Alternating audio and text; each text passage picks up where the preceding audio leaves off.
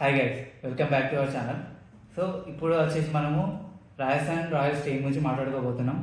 So వీళ్ళ past performance చూసుకుంటే మనకు లాస్ట్ ఇయర్ వీళ్ళు ప్లే ఆఫ్ దాకా వెళ్ళారు. అంతకుముందు సీజన్ కూడా ప్లే ఆఫ్స్ వరకు అయితే వెళ్తున్నారు, కానీ టైటిల్ అయితే ఇంకా కొట్టట్లేదు. వీళ్ళు ఫస్ట్ సీజన్లోనే టైటిల్ సాధించడం జరిగింది, కానీ మిగతా తర్వాత వీళ్ళు ఆన్ అండ్ ఆఫ్ పర్ఫార్మెన్స్ అయితే వీళ్ళ దగ్గర చూస్తున్నాం. కానీ లాస్ట్ 3-4 ఇయర్స్ నుంచి అయితే వీళ్ళ పర్ఫార్మెన్స్ అయితే కన్సిస్టెన్సీ మెయింటైన్ చేస్తున్నారు.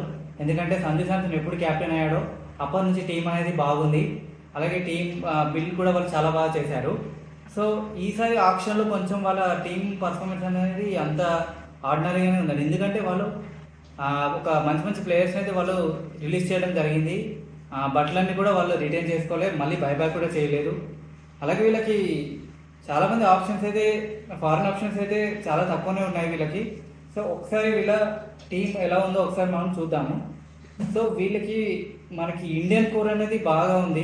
లైక్ అండర్-19 నుంచి వచ్చిన వాళ్ళు, అలాగే ఇప్పుడిప్పుడే మనకి T20 స్క్వాడ్లోకి వస్తున్న ప్లేయర్స్ అయితే చాలామంది ఉన్నారు. సో ఒకసారి వీళ్ళ బ్యాటర్స్ చూద్దాము. బ్యాటర్స్ అయితే మనకి యశస్వి జైస్వాల్, శివనాథ్ ఎట్మైర్, వీళ్ళు నితీష్ రాణా అయితే తీసుకున్నారు, KKR నుంచి వచ్చినాడు. అలాగే వైభవ్ సూర్యవంశీ, తినైతే 13 year old బాయ్. సో తనైతే ఫ్యూచర్ కోసం ప్రూవ్ చేయడానికి తీసుకున్నారు. అలాగే వీళ్ళకి వికెట్ కీపర్స్ వచ్చేసి సంజు శాంసన్, ధ్రువ్ జురెల్, అలాగే కునాల్ సింగ్ రాథోడ్. అలాగే వీళ్ళకి ఆల్రౌండర్స్ వచ్చేసి రియాన్ పరాగును, అసరంగా. సో వీళ్ళిద్దరు స్పిన్ బౌలింగ్ ఆల్రౌండర్సే. అలాగే స్పిన్నర్స్ వచ్చేసి మనకి మహేష్ దీక్షణ ఉన్నాడు, అలాగే కుమార్ కార్తికేయ. వీళ్ళకి ఫాస్ట్ బౌలర్స్ అయితే చాలామంది తీసుకున్నారు. వీళ్ళకి లీడర్ ఆఫ్ ద ప్యాక్ అయితే జోఫ్రా ఆర్చర్, సందీప్ శర్మ, తుషార్ దేశపాండే.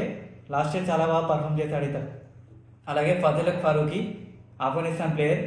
అలాగే Ashok Sharma, Akash Madhwal, Kwena Maphaka and Yudhvir Singh. So ఇదైతే వీళ్ళ fast bowling lineup. So fast bowling lineup అయితే చాలా బాగుంది. అలాగే స్పిన్నర్స్ కూడా శ్రీలంకన్ స్పిన్నర్స్ ఇద్దరు చాలా బాగున్నారు.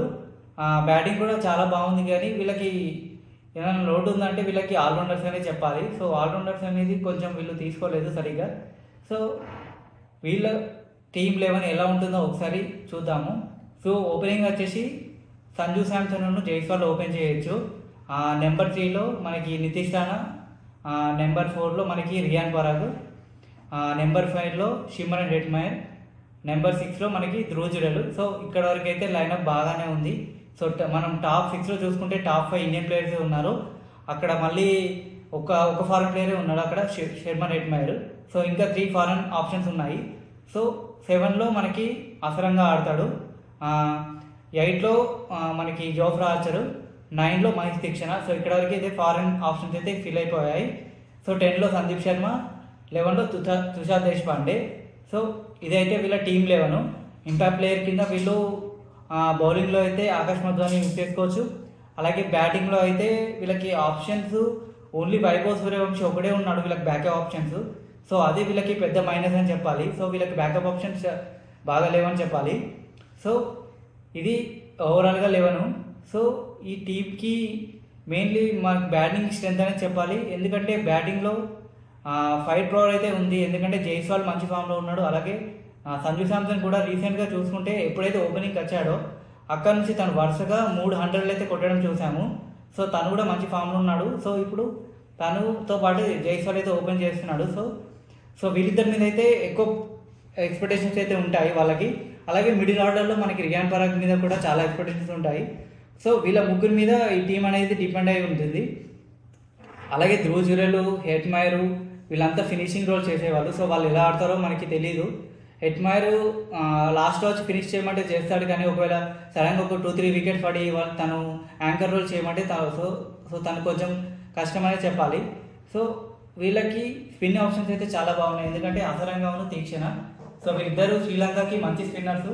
అసలంగా లాస్ట్ ఇయర్ చూసాం మనము సన్ రైజర్స్ హైదరాబాద్కి తీసుకోవడం జరిగింది, కానీ లాస్ట్ టైం తను రాలేదు. సో ఈసారి అయితే రాజస్థాన్ రాయల్స్కి తను ఆడతాడు. సో ఇది వచ్చేసి వీళ్ళ ఓవరాల్గా రాజస్థాన్ రాయల్స్ టీం నుంచి. సో ఈ వీడియో కనుక నచ్చితే లైక్ చేయండి, షేర్ చేయండి. సో మరిన్ని మోర్ వీడియోస్ కోసం మా ఛానల్ని సబ్స్క్రైబ్ చేసుకోండి. సో ఇంకా మరిన్ని వీడియోస్ అయితే మా ఛానల్లో అప్లోడ్ చేస్తాము క్రికెట్ గురించి. So keep follow my YouTube channel. Thank you.